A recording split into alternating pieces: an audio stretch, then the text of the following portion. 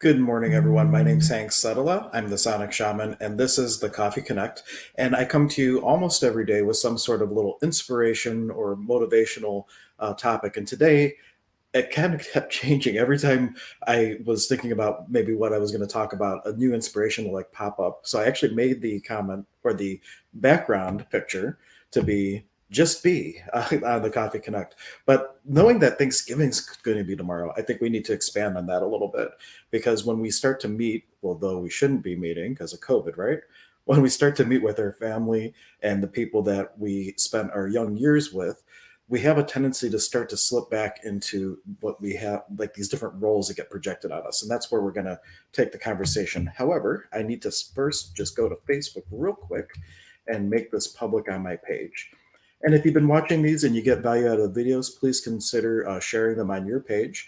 The best place to share is from the YouTube channel. The more people that watch on YouTube, the more Google services up organically as relevant contents. So let me just go ahead and make this public real quick.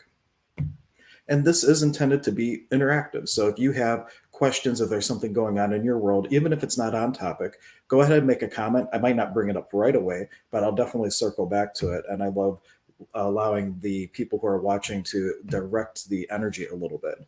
And I see Megan checking in already. Good morning, Megan. I'm so pleased that you're able to join us. And for those of you who are only watching on Facebook or YouTube, all the episodes, it's about a day delayed at like 3:33 a.m. the following day, because apparently that's the best time to upload podcasts. Who knew? You can't, it is uploaded to like Amazon Music and iTunes and Spotify and all that. So you can't find the Sonic Shaman. Though if you're using voice activated search features, you have to say Shaman in order for it to come up correctly. So just a little interesting fun fact. But good morning. So with Thanksgiving coming up and us going to be around all of our family and friends and all that type of thing, one thing that seems to happen, even if you've worked a lot on who you are and things, is we start to slip into projected roles. And so what does that mean? Imagine if you have like a whole bunch of siblings and one sibling was very, very responsible and the other one's not so much. And the parents might say, why can't you be like your brother Johnny? Why can't you be like your friend Timmy that comes over to play and visit and everything like that? That's like a projection of them having a preference over someone else rather than having it be on you, right?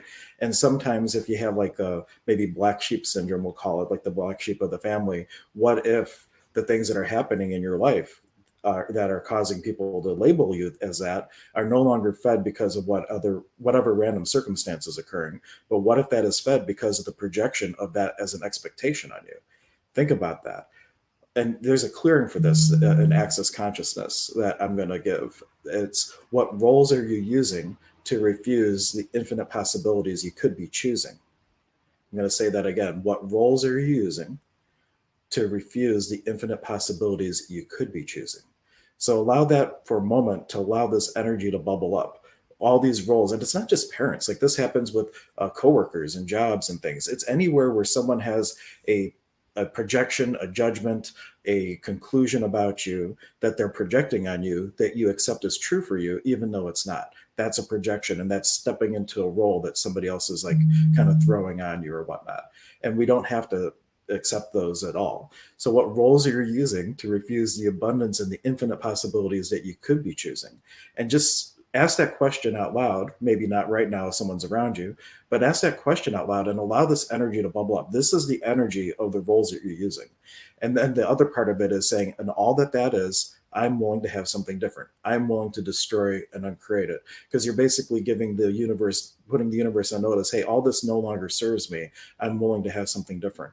And then just ask the question, what else is possible? We have Joseph checking in saying, Happy Thanksgiving. Great way to start the day. That is exactly what I was thinking. But this is also, it's not just the roles, like all the roles that we're using, that is the cover over what's really underneath, which is all of our own unique, authentic voices in this world. There's a joke that I heard as we started to be step into parenthood that you spend the first years of your life to teaching them to walk and to talk, or the first years of your kid's life, and you spend the rest of their lifetime teaching them to sit down and shut up. And what does that mean exactly? Well, as soon as they get old enough where they're running around and doing things, we start projecting all kinds of things on them. Oh, don't do that. What will the neighbors think? No, don't do that. People are going to hear you crying. Don't do that. And we're starting to take whatever state they're in, whatever beingness they're in, teaching that, hey, it's not okay for you to be in that state. You need to put on this little ghillie suit. A ghillie suit is like a camouflage suit that hunters use to like blend into nature. You need to fit in. You need to be able to be unseen in this world. You don't want to you don't want to speak your voice too loudly because you don't want to draw attention to yourself. In Australia, they call that tall poppy syndrome. You don't want to be the tall poppy and stand out. You want to run in the middle of the pack. You don't want to go too low that people notice you or too high that people notice you. But really, with your own unique voice in this world, you wouldn't help but to be that top poppy. Because one of the things that attracts people the most is authenticity, whether it's authenticity on a preferred nature or authenticity on a not preferred nature. When you see somebody that's truly being authentic, it's like magnets coming together. People are just drawn to it because everybody's really, in my view, of course, point of view creates reality. But my view is that everybody came here to forget who they are as an infinite being so that they can find out who they are as an infinite being. It's a paradox. And I've talked about this before, that all the greatest truths are paradoxes, right? But in the absence of that which you are not, that which you are is not. That's a quote from Neil Donald Walsh, meaning that in order for you to know the infinite being that you truly be, you got to forget the infinite being that you truly be. And then when we start to come through and get taught as children and all that stuff, all those judgments and projections and expectations and conclusions about who we should be in relation to the world based on our parents' point of view and society's point of view, we forget who we are. It makes it almost as though it's just cemented underneath. And we have what we call in shamanism this muhukoya, which means a seed of divine potential. It's usually a little bit above the navel, can be anywhere in there, but there's this little energetic seed. And one of the things that we do is we start to work on ourselves. We start to cultivate ourselves, and that seed will germinate. That own unique voice, that source of divinity from within, starts to germinate from that seed, and it seeks to grow up and out and flower, right? And that little seed, like how many people have seen grass growing in concrete, right? That little seed, where there's a will, there's a way, where there's a desire to be your authentic voice in this world and show your flower and all that, it's going to happen. It's just that you need to stay the course and start to be as active and as conscious as possible in looking for that. So if you have questions, comments, feel free to comment on things of that nature or anything really you can comment on. But how does that resonate with you? Is there something in particular that brings up for you that I could kind of steer the conversation in? And while people may be typing or maybe not, because if you're sipping on coffee, you might not want to go type, which I totally get. You can always ask questions in the replay and we can visit things on future streams. But the active part of it is really identifying what energy do I need to be to really step into my unique voice in this world? What energy could I be right now to smash through all that cement on top of my unique voice? So you identify that one energy on one side, and then the energy of what's stopping me. What's stopping me from actually busting through all of that and destroy and uncreate that? It's a process in access consciousness where you're really identifying the energy that you'd like to be, because like the topic that was initially coming through, beingness precedes doingness. So who do you need to be in creationship to your perceived reality to then allow the universe to bring to you the experiences that will allow you to shatter through all of those judgments, projections, can't think of the other word I was going to use, roles. That's the big one. What roles are you using?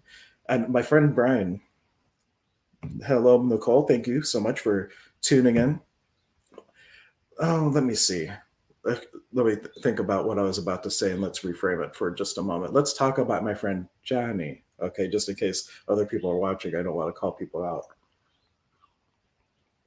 But Johnny is like the black sheep of the family. And this is really based on a true story. So you can kind of connect the dots maybe if you really want to. But everything that this person does from the family's point of view never works out. And they had gotten into a certain type of investing called option trading. And if you don't know option trading, one surprise, I have like 10 years of experience in the finance industry, more than that actually. So I used to be banker Hank and now I'm healer Hank. So I have a lot of background around this type of stuff. So it's a weird concept. So like you don't really need to understand it, but I'm going to mention it just so you can kind of get the energy of it. So say there's a stock for $100, but you can't afford to buy the stock. You could buy an option to buy the stock for a fraction of the price. So you might be able to buy an option to buy the stock at say $105. Now, an option's only good for a period of time. So you're banking that the stock's going to go from $100 to say 110. So then when it goes to 110, though you don't have enough money to buy the stock, you could sell the option to buy the stock at 105, and whoever buys that option can get it for 105, instantly sell it for 110 and make the profit. And you're getting a premium on the option. So it's really risky because there might only be a 30-day window that this option's good or a 90-day window that this option's good. And if you don't sell your option, you just lose the money. Or you can buy the stock. But if the stock is, say the stock goes down to $90 and you have an option to buy it at 100, it's not worth anything anyhow. So that's why it's really risky, but you can make a lot of money. And this person went, and I believe it was like $500 they started with, literally turned it into like $10,000. Now, all of a sudden they're like, oh, look at this. My boats come in, right? I'm going to, do this and do that and all that. And they start telling their family about it. Uh-huh. So they see where this is going. So they tell their family about it and they go, oh, this is great. We'll do this for us too. And everybody gives them a little money and he opens up all these accounts. And then it doesn't work out so well and he loses it all. So what does this tell you? So when he was stepping in his own energy, everything was all fine. And things have been fine since this incident, by the way. So it wasn't just like a one-time thing. It was like he was being authentic with what was going on, and then all of a sudden the projections, expectations, judgments, and conclusions from his immediate family about how things work out for him, that collective consciousness out manifested what he knew he could do. And that brings us to the little saying in Access: just for me, just for fun, never tell anyone. And that is, I did a stream on it a couple days ago where we talked about that. And before you share anything, whether it's selling options or writing a book or whatever the case is, you really got to ask, is doing this and putting it out this way to this person or to this audience or whatnot, will it be a contribution for what I'm looking to bring into my life? Will it be a contribution, or are they going to take away from that energy? Because if I have a project and I'm really passionate about it and I share it with someone, and the energy that comes across deflates that balloon. I gave this example too once before. Is like you have all this excitement and you're blowing into the balloon, and this is like your will and intention in the universe. You're blowing into this balloon, and this is manifesting into this beautiful thing. And you tell the wrong person, and for whatever reason, their point of view really matters to you, and you share it with them, and they just flat out say that's a stupid idea, or they come across with some sort of energy that basically makes you let go of the balloon, and it goes flying around the room and smacks against the wall, and you've lost all your momentum, and it's just kind of like, and you just don't even have the motivation or drive to start again. So it's a really key tool just for morning. I've read a comment, good morning. And so out it came. Freudian slip, right? Just for me, just for fun, never tell anyone. I'm just going to go through some of the comments. Nicole was saying, so if I ask what's stopping me, well, you don't ask what's stopping me. Well, you're allowing the energy of what's stopping you to come up. But that's a really good point. So if I ask what's stopping me, we'll attract more of what's stopping me. If you are just asking that question into the universe by itself, that is absolutely true. Where energy flows, where your attention goes. And if you say, why is this happening? Or what's stopping me? You have a loop, and it creates the same experience again. What I'm saying to do is you identify the energy of what it is that you're looking to create or take out of your life or whatnot. And the other energy is, what is the energy that is preventing me from really stepping into that? And that energy, I'm telling the universe, I'm willing to destroy and uncreate it. I'm willing to have a different possibility. It's a tool to break that cycle. But that's a really good distinction to make, because if you do ask the question why, or ask the questions what's stopping you, you will bring to you another thing that stops you. So it's a really a fine line when you're working like that. But you do want to identify the energy that you need to break up. But the really quick way to get out of this energy, if you say what's stopping me, is immediately reframe that question and just ask the universe, what else is possible here? What energy could I be to have a different experience, a lighter experience around whatever I'm having show up in my life? And then you step into that energy of being. But you still would ask the second question, and what's stopping me from doing that? What's that energy? I just want to know what the energy is, and I'm willing to destroy and uncreate that. I'm not asking you to bring me into that energy. But words are funny things, and you ought to be careful, because words are one thing on the surface, but what's the energy beneath them? Like the word want. We use it interchangeably with the word desire, right? But the word want means to lack. If my wife is from Germany, and she does translations, and one of the things is that, if, like, say you wanted to translate "I am hungry" from English to German, you wouldn't translate it to "I am hunger" in German. You would say "Ich möchte essen," I would like to eat, or "Ich habe Hunger," I have hunger, but not "I am." And that just gives you like a feeling of, when you say "I'm lacking something," I am, like, how much power and potency you're putting to it, versus saying, like, "This is the experience I'm having. What I'm being is happy, joyous, and free. All of life comes to me with ease and joy and glory. It's not that I'm broke." Feel the difference in that. Like, why give power to a state of being that you're not looking to actualize in your life? So words are very funny things, and really know what energy are you being underneath the word, because you could use the wrong word. You might be able to use the word want interchangeably with desire just because of the space you're in and your point of view about the words. But if you're not in that point of view, what is the core belief underneath that word? So in general, choose your words wisely. We have Joseph saying paradox of being. Thank you. Oh, and the paradox really comes, and this is illustrated in Neil Donald Walsh's books, Conversations with God, quite beautifully. But beingness must precede doingness. Well, it doesn't must have to, I suppose. If you don't do it this way, it just works a little different. So look at these two situations. I need the thing to have money in order to have the thing they call a house, in order to be the thing they call secure. When you go in that route, anything that you have, if that changes, your outside stimulus can impact your inner state. So that's backwards. Something external to you, though we have things that we don't prefer to come up in our lives, you would ideally like your state of being to come first. I'm happy, I'm joyous, I'm free, I'm abundant, and all that. And when you exude that energy into the universe, it will bring you opportunities to express that being through doing. So I am abundant. And one of the ways the universe brought me an experience where I can express that abundance is to have the thing they call money, so I could do the thing way after being, do the thing they call buy the house. So that is kind of the be, do, have model versus the I need this to do this to have to be this model.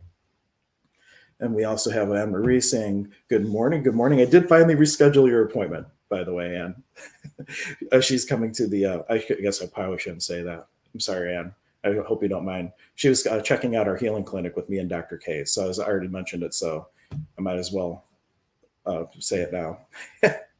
And she's saying, "Oh, yes, this could be my story too." And since I brought up the healing clinic accidentally, if you'd like to, it's just like a little energy balancing that, well, it's more than energy balancing. But with Dr. K, who I'm usually on with Friday, doing the holistic health highlights, we have this energy clinic over at the center in North Olmsted. We are going to be doing a virtual and using Zoom and Zoom breakout rooms, which will probably launch in January if you're not local and you want to have the experience. But I do shamanic work, sound healing work, all kinds of different things. And then Dr. K, of course, is a functional medicine doctor, and she does pranic healing and a lot of other things too. So we have a little something for everyone, and every single session takes on um, its own unique flavor. And even people who have come multiple times, every time they come, it's a little bit different because that person's different this time, and the same energy that would have been appropriate last time isn't appropriate this time. It needs to shift and change. That's why cookie cutter healers are just not possible in my mind, because one particular regimen or one particular uh, series of hand positions and things like that, it just doesn't cut it for every single person. And Dr. Azui, when he came up with Reiki, since the energy's flowing there, we'll go there. When Reiki first started, like the first thing they would do is they would scan like the person, like the bison scanning, and then they would just do whatever came to them, and you would typically just lay your hands on wherever the affected areas are. So if you had a tongue disease, well, that was one of the hand positions originally before it got westernized for our palatability here. But you would like hold the tongue and do all these different things. And now it's like you have all these different hand positions. But I guarantee you, anybody who took Reiki, after they settle in and they start to get comfortable, like how when you ride the bike at first, you have to make sure everything's going just right. And then eventually you can be like, oh, this is easy. And you can more flow with it and do different things that you couldn't have done when you started. I think energy healing works the same way. You get a protocol so that if you don't have an intuitive hit, you got somewhere to start. But once you start tuning into intuition, things roll a lot differently. Uh, Good. I'm glad you laughed at that, Anne. I was worried for a second, like, oh no, I shouldn't say stuff like that. Though I'm not a doctor, so I'm technically not bound by HIPAA, but still, it's kind of sad to accidentally do that. But I appreciate that you're a good sport with it, and it brought up the energy for me to talk about the clinic. So it was very timely. So anything on anyone's mind, any questions, comments, because that was the inspiration part of today. But if there's comments and questions or anything you'd like to ask or know about, we have a little bit of time before I should go to start doing things in preparation for Thanksgiving and all that good stuff. Um, we can definitely entertain that. Let's see. So Nicole asks, agreed, and also there is magic and ritual too. Ritual and ceremony, that is my favorite thing. And ritual and ceremony, two things. One, if you have someone that is so like logic minded, and you throw them in a shamanic ceremony, their mind is just like, WTF, mate, I don't know what to make of this. And what it does is it gets the logical mind out of the way so that they could have an experience. Like they're so overwhelmed by what's going on that they can't make logical sense. So the brain says, I give up, I'm not even going to try. And sometimes something like that creates the space for that healing. Just like when my buddy brought his dad to one of my concerts and I Christianized the whole ceremony for him because I knew he would probably go running out. I even put a chair outside in the vestibule area because I thought, if this man does bolt, I don't want him to have to go wait outside in the car or something where it might be cold or whatnot. I put like a chair up out, like, and I even offered, if you'd like to go, go. But that was also important because I took away any resistance that he had to being there. He knew he had the choice. So I think it made it a little bit easier for him to stay. But with magical rituals, it's adding a lot of physical representation to intention, like with a petition candle. Petition papers, really. You write down everything that you'd like to actualize in your life on a piece of paper. Maybe this is an exercise for tomorrow. Start a little intention altar, if you will. Find a little spot in your home, clean it nicely and everything, energetically too. Whatever you want to do, put some salt down, wipe it up, whatever you like to do, blast it with, if you're a Reiki practitioner, you can do the power symbol, clear it out, do some energetic sage, you can use sound, whatever the case is. Put down a nice little cloth and get yourself like a 7-day candle. Or they actually sell knob candles. A knob candle, it just has all these little round bumps that go up. It kind of looks odd. People think it's sometimes an inappropriate adult item or whatnot. But the knob candles are very made specifically for the purpose that there's 7 knobs and you light one knob and let one knob burn each day. And the idea is that you would take a candle, you can put a petition paper underneath it, put the candle down, light the candle, let one knob burn. And while that's burning, you just sit there and you just feed energy to whatever it is that you'd like to actualize. And I don't mean to focus. Focus is different. When you go to move your hand, you're not going move, move, move, move, move, move, move. You just move your hand. The energy just flows. You say energy flow, the energy flows, and you just hold the space while the energy is flowing. And you feed that intention. You feed whatever it is you've told the universe you'd like to bring into your life. And you do that every day for 7 days. And what it's training people to do is to be consistent in their choice because the universe's only answer to something is, yes, let's go, let's do this for you, right?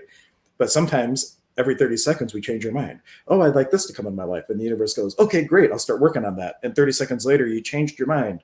And it says, okay, great, I'll start working on that. And it starts, moving. The entire cosmos starts to realign to bring you what you'd like.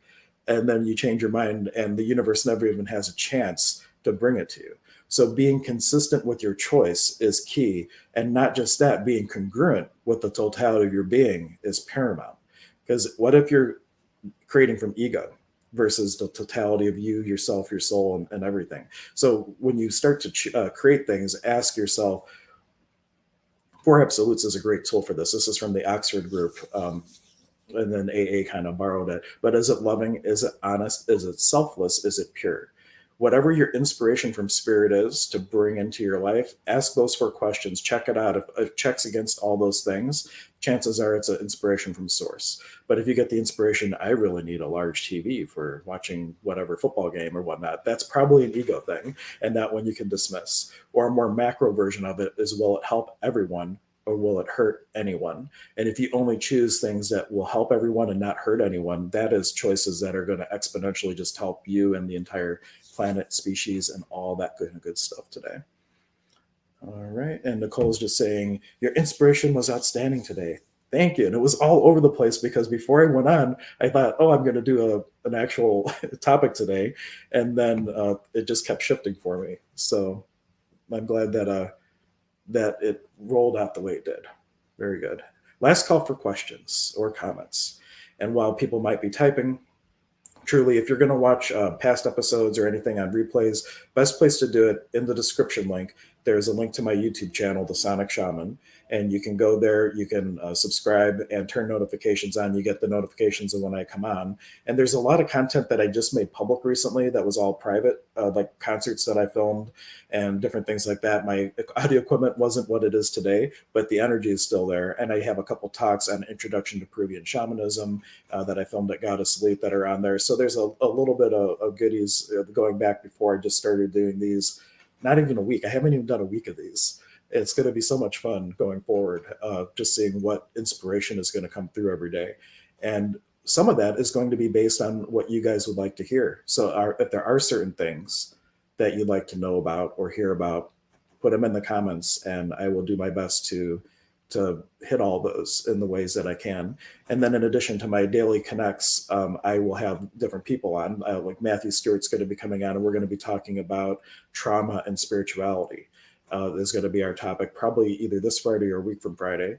Dr. K and I do streams. Casey and I do our Stir Crazy Shamans. And if you want to pick up all my content, anything that's under an hour, I do post on my Instagram TV. So you can follow me on Instagram. The Sonic Shaman 528 or Sonic Shaman 528, I think is my username. I forget, but I put everything there. And then it's also on iTunes and all that good stuff. So you can, there's no reason not to hear the content if you'd like to hear it. But YouTube definitely helps me out the most if you watch it there. So let's see. Joseph offers, yes, thank you for the positive creation energy today. Namaste. Namaste, which is an energy of may the God in me greet the God in thee for the highest good.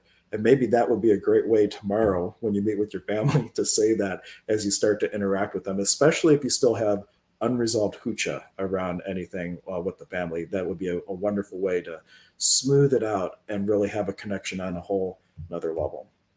So in closing, thank you so much for joining me, and I will see you tomorrow. And if you check out emergenceofbeing.com, we do have the energy clinic coming up. Even if you're watching on a replay, it's the first and third Monday of every month, so you can always check that out. And I will see you next time.